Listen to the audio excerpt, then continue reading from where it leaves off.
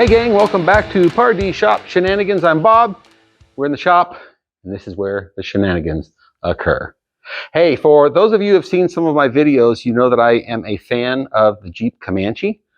Great little pickup. They made them from, I think it was 1986 until 1992.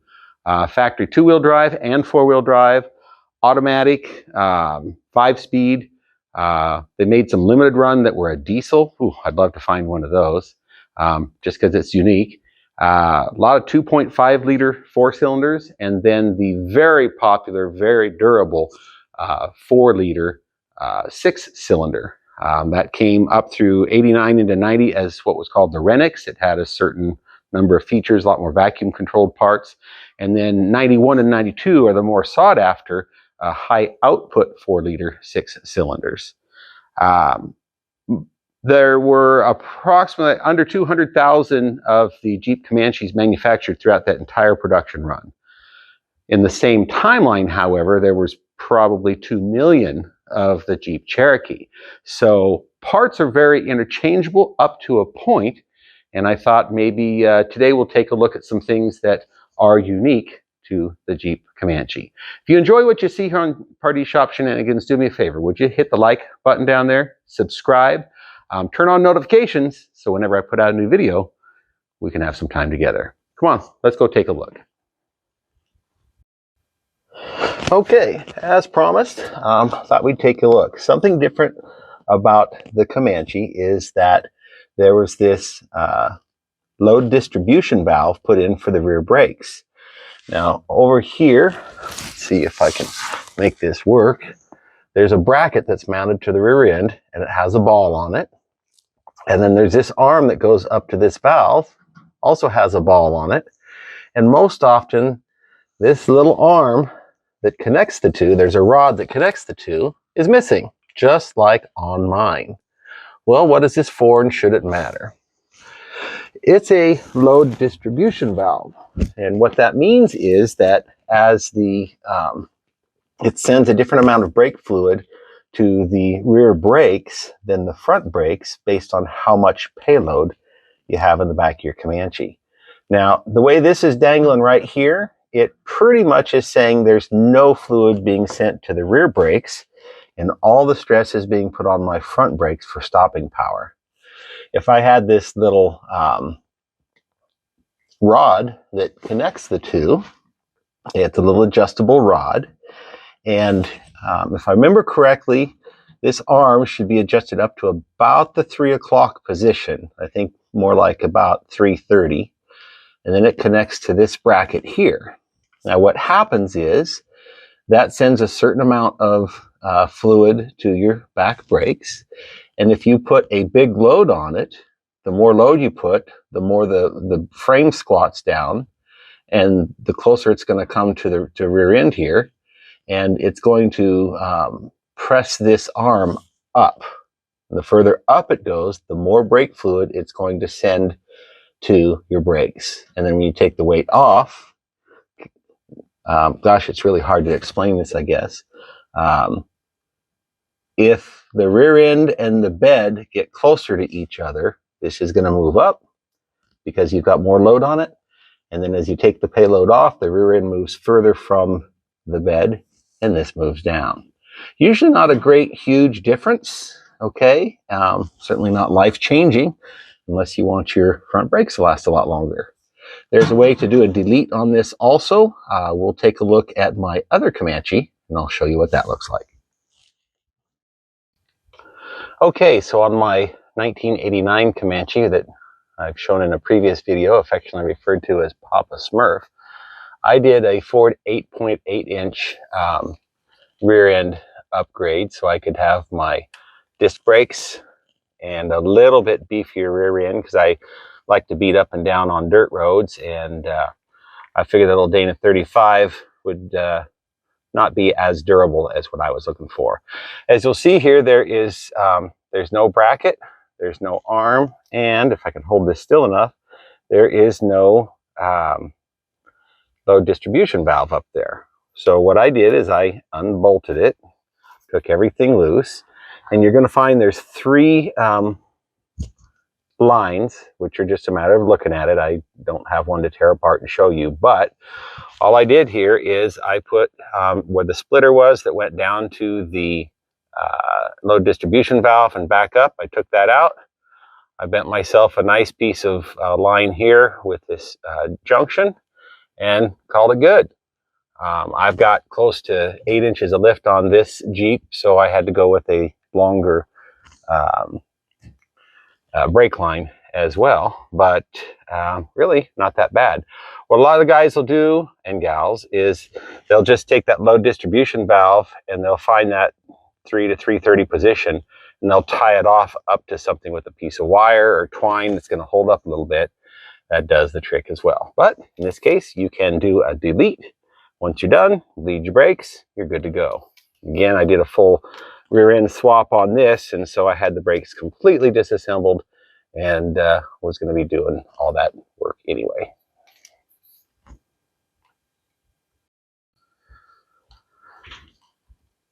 You know, it's interesting, what you don't see is you don't see any body swaps with Comanche cab and front end put on a different frame.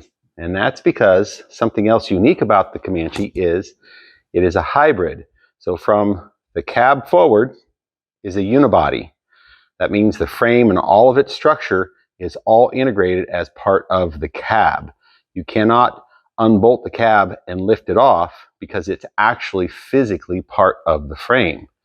Now, because they have a bed, of course, you can lift that off because there is a frame for the back half of the Comanche. And they are, hope the lighting's good here, but as you can see, it's just all integrated as one, where this integrated unibody comes back here and then becomes a frame, a standalone frame that you can put different things on.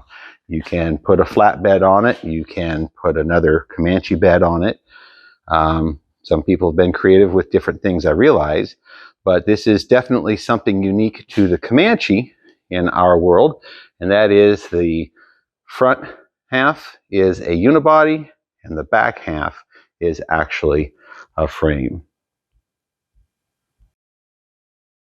Now, it seems one of the most common, I don't know most common, but a very common something about these little Comanches, you find one that's not been well cared for, been sitting in the weeds for a long time. The headliner always seems to be gone. Not really sure why people tear out the entire headliner, because there's like a fiberboard backing with cloth on it, and when the cloth starts to sag, for some reason people just take the whole darn thing out. So in this case, you can see what it looks like without a headliner. Okay, very noisy. Upgrade I did on my Jeep was I actually put Kills mat, sound deadening, all on here, and then recovered the headliner that I had. Worked out pretty nice. I'll go show that to you now. Okay, let's see what else Papa Smurf has to offer here. I was fortunate enough to have had a headliner in this pickup when I bought it. It was in horrible condition, so I pulled it out and recovered it. You can buy like rear trunk deck material off of Amazon. I think I got a roll for like 45 bucks. I could still do probably 2 more of these, but with some contact cement and spray cement and some time, it came out pretty nice. Unfortunately, my mother's a seamstress, so she used the same material to recover my visors as well. One of the other things that's very different about a Comanche is these little clips right here that I just broke. Well, that's a heck of a note. So I'll be in the market for another gray clip. This is exactly what happens. They get dry and brittle and they break just that easily. Nothing like doing that in real time. There's this back panel here, and then these 2 guys clip on. You might find them in a Cherokee, and you will discover quickly it is a different design. So, looks like Bob is going to be, don't even know where my part went, going to be replacing that. Darn it all. There you have it. Some people say that if you're missing a headliner, maybe just to cut this out of a Cherokee also. The challenge is you have to be pretty talented to get this slope and get the corners like they should, because of course the Cherokee goes all the way back. I'd be interested to know if someone's successfully done a nice job with a headliner by using a Cherokee headliner and modifying it. Post something down in the comments below and share it with the rest of us. Now I gotta go find my parts. I've mentioned how an awful lot of the parts from the cab forward for a Cherokee are interchangeable with the Comanche. That is not true of all the interior parts. Sorry for the lighting here. Door cards, of course, the same. Doors are the same, but an A-pillar is going to be the same up to a point. And then the Cherokee, if I remember correctly, has a separate piece up here. Maybe it's integrated. But then when you get to the B-pillar, this one here, this is unique to the Comanche. This piece that goes under the window is unique to the Comanche. And then there's another piece down here which is not plastic. It's a fiberboard that is covered with carpet typically. That is unique to the Comanche. If you get into one of these and you have one you're parting out, this part, this B pillar, in fact, all of these interior body plastics have a value. And so if you hang on to those, you can sell them, trade them, barter them, do whatever works. Something else that we can't really see too easily is terrible lighting. I'm going to show you a speaker location in my other Comanche. The speaker bracket is something that many people are looking for when they're trying to redo their Comanche to something somewhat stock. Okay, so here's the back of Papa Smurf, and as you can see, A-pillar plastic put in, all integrated nice. B-pillar plastic all the way down. Back plastic under the window.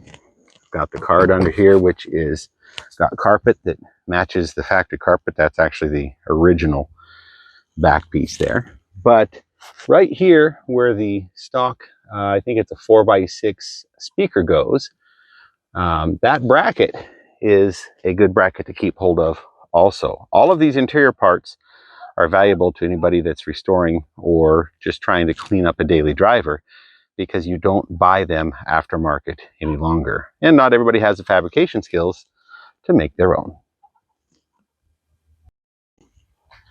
Well, that's going to button it up for today. I hope some of that information was helpful for anyone out there who has a Jeep Comanche or is looking to purchase one.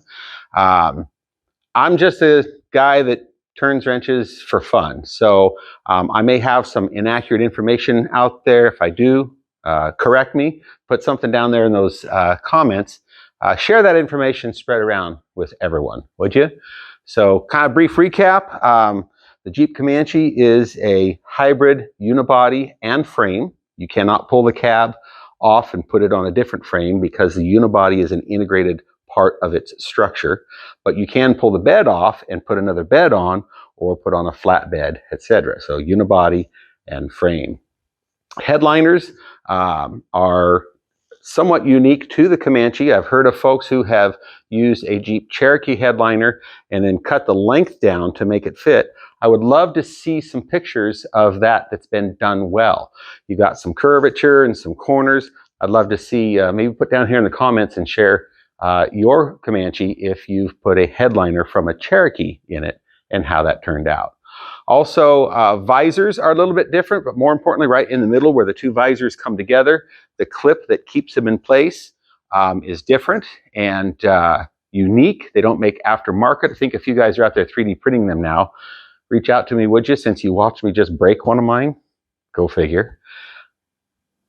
We also looked a little bit about the plastics inside that are different. So if you encounter a Jeep Comanche, maybe you're not even buying it, you just have a chance to get parts out of it. Get some of these a little more difficult to find things like those visor clips, headliner, interior plastics, and then that rear brake load distribution valve. The valve is not hard to find. In fact, a lot of people just dispose of it altogether. But that little arm that connects the distribution valve arm to the rear end so that they'll move in unison. That little arm is a little hard to find. And if you do get one of those or have a chance to properly acquire one from a non-running vehicle, grab that. There are guys out there. I, in fact, sent the one I had from my blue Comanche we looked at a little bit ago when I did the Ford 8.8-inch rear end upgrade. I kept that beating around. I saw somebody was looking for one. He was in Norway. Go figure. So part of Papa Smurf is now in Norway. That's going to button it up for today. I'm out of here. I've got a lot to do. You probably do as well. Remember this week, go out and make somebody smile. You both deserve it. Bob out.